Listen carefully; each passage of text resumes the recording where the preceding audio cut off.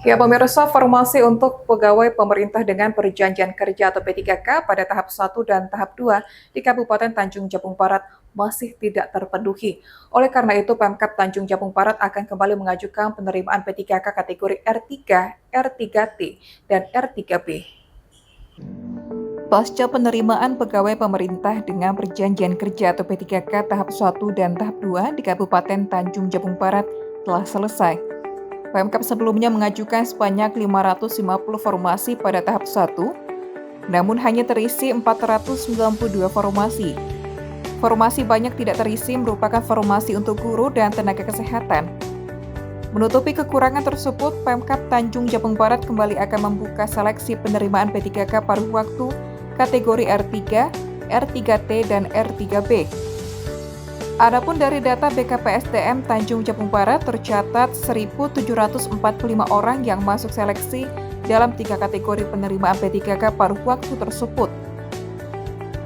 Kepala Bidang PSIK Pemberdayaan Badan Kepegawaian dan Sumber Daya Manusia atau BKPSDM Kabupaten Tanjung Jabung Barat, Siti Rahma Husin mengatakan, kategori R3 merupakan pegawai honorer yang masuk database namun tidak masuk kategori tahap 1 dan tahap 2.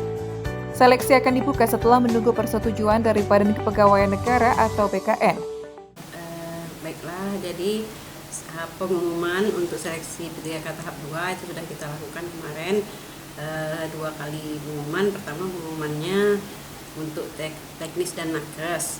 Nah, terus yang terakhir kemarin di hari Senin kita umumkan yang untuk guru, masih guru. Jadi sebenarnya kan untuk tahap 2 ini 121 lagi formasi yang harus terisi gitu kan. 121 formasi yang terisi. Dari 121 persen ini ternyata juga tidak semuanya terpenuhi.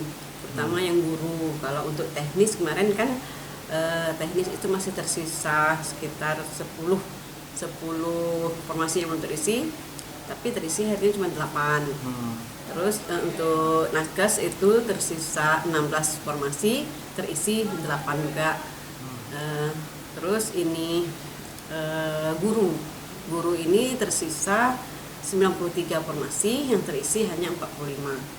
Jadi dari total 550 formasi yang kita usulkan itu hanya terisi 492. Masih tersisa 58 formasi lagi, tes lagi. Jadi yang tersisa ini kan kami sudah coba rekap R3 kan, nanti R3 ini maksudnya tenaga non-ASN yang tidak masuk dalam database, yang masuk dalam database, maaf. R3 ini artinya tenaga non-ASN yang masuk dalam database. Nah, itu yang akan kita usulkan nanti menjadi P3K paruh waktu. Meski demikian, Rahma optimis seluruh formasi yang diusulkan nantinya dapat terpenuhi sehingga seluruh pegawai honorer di Kabupaten Tanjung Jabung Barat masuk sebagai pegawai pemerintah baik P3K penuh waktu maupun paruh waktu. Surya Kurniawan, JEK TV, melaporkan.